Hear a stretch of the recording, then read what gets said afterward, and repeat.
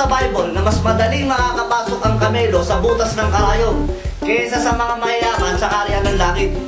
Kaya naman naisipan namin sa Calamity pa na subuking magpasok ng kamelo sa butas ng karayom. Pero dahil wala po kaming pambili ng kamelo, magsisimula po muna kami sa sinulit. Day! Dapat bang ipakita sa kanila kung paano magpasok ng sinulit sa karayom? Oo. Sige nga, gawin mo nga. Gawin mo! Ayan. Galing ah. Teka lang, huwag mo gulo. Hindi mo mapasok yan. Nakita niyo naman po, nahihirapan po si Choi, kaya naman tutulungan po namin. Alam mo ba't di mo mapasok? Kasi madilim. Madilim ba? Kaya pala eh. Lagyan tayo liwanag ha? Lagyan natin ilaw ha? Okay, eto na po ang aming ilaw. Ngayon, mas madali lang mapapasok ni Choi ang Sinulit. sinulit. Dito na ilaw. Teka lang. Medyo layo mo kasi medyo na. Okay. Aray! Pasok mo kasi. Lumidilim eh. Angat kita. Nililiwanagan na nga namin eh, hindi mo pa mapasok. Iwasok mo!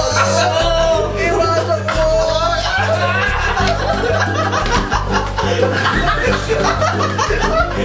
Iwasok mo lang!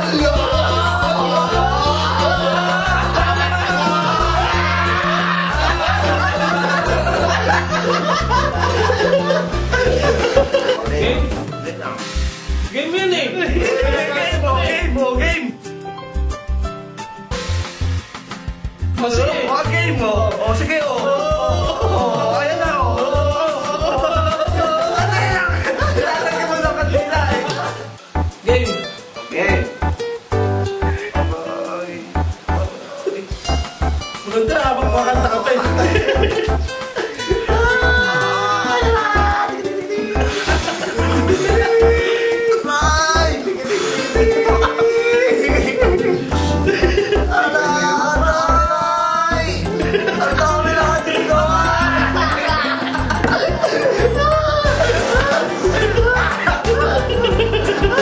Hindi kaya? Hindi kaya to. Hindi kaya. Bityan na lang ako na!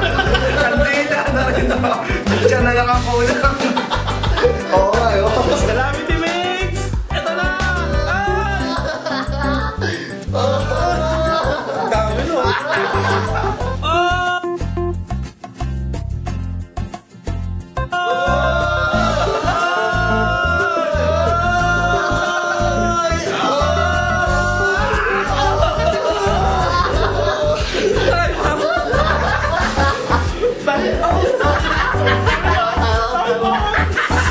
Naiiyak na!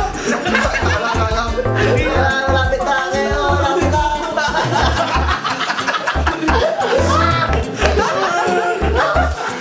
Nangyari sa akin. Iiyak mo lang, sige! Iiyak mo lang! Ayun na! Oh, shit! Tingnan yung balinig ko! Ronan, Bakit? gusto ko mas mahirap.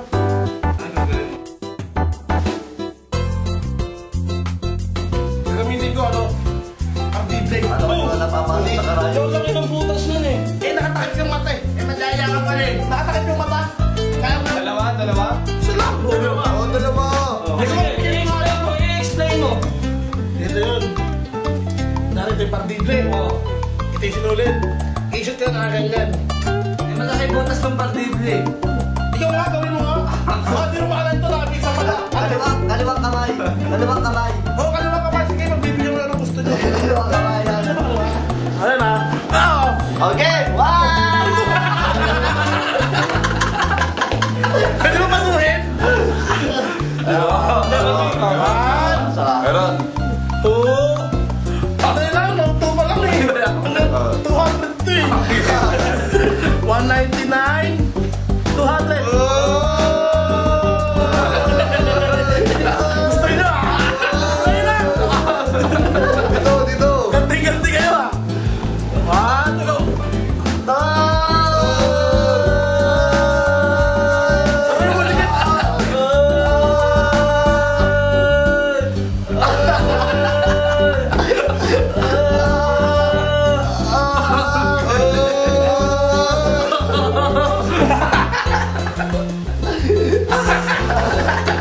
ko naman sa inyo yung mga ganyang kasuhan. Hindi na yan, boy. Nakasal na kasi kami dito mo. Mga mates,